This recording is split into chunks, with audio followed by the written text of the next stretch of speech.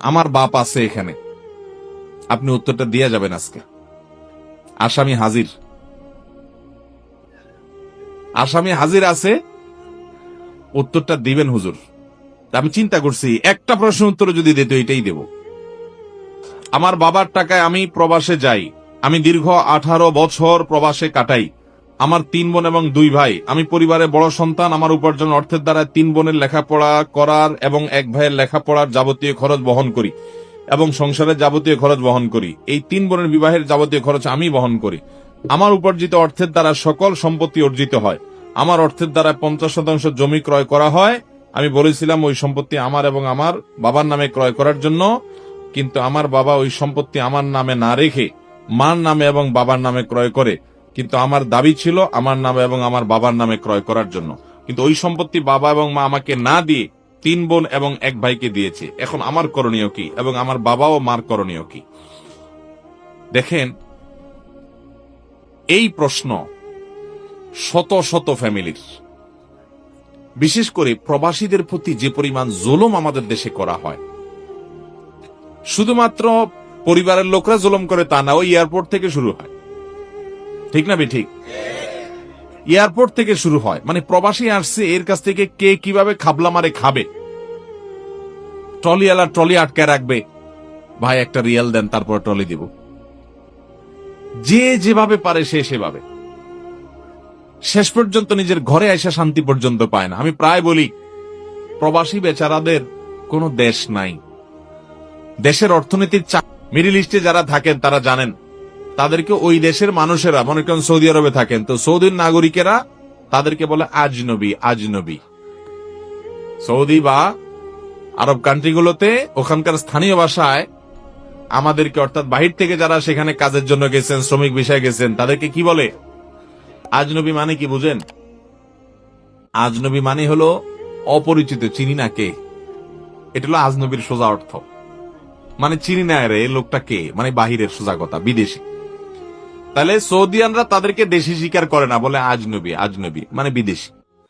আর দেশে আসার পরে রাস্তাঘাটে যাবেন, দোকানে যাবেন, পাঠে যাবেন, আপনজন দেখবেন, আত্মীয়স্বজন, পরিচিত অপরিচিত সবাই আপনারা বলবেন বিদেশি আসছে, বিদেশি।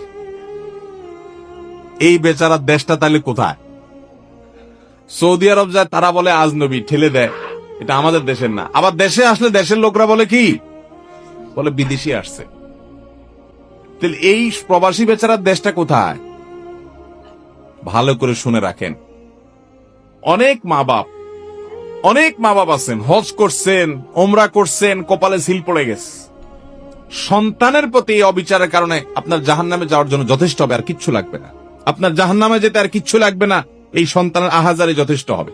ভালো করে শুনে রাখেন, কোন সন্তান বাবা মার টাকা নিয়ে বিদেশ গেছে, জমি জমা বিক্রি করে বিদেশ গেছে, তার কর্তব্য হলো বাবা মার যে টাকা দিয়ে জমি জমা বিক্রি করে বিদেশ গেছে, যে টাকা খরচ করে বিদেশ গেছে, ইনকাম করার পর প্রথম সেটা পরিশোধ করে বাবা মার সম্পদ কিনে দেওয়া, যাতে সব ভাই বোন সমানভাবে পায়।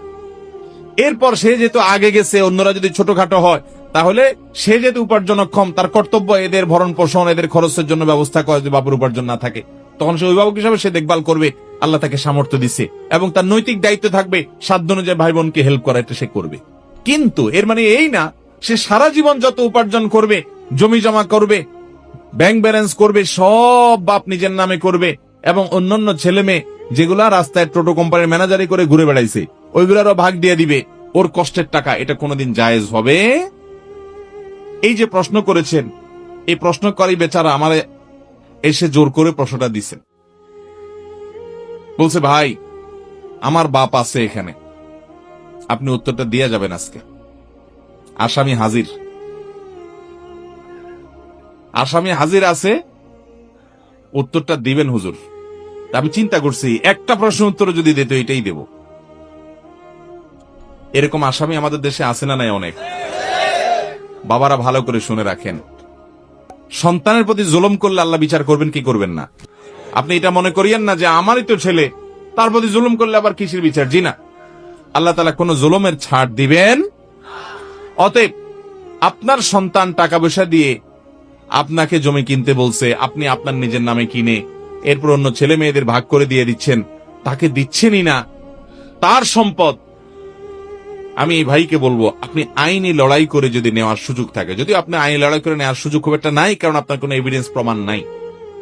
যদি আপনার সুযোগ থাকে, আপনি আপনার হক আদায় করতে পারেন, কিন্তু বাবা মার সাথে বেয়াদবি করা যাবে না, অসম্মান করা যাবে না।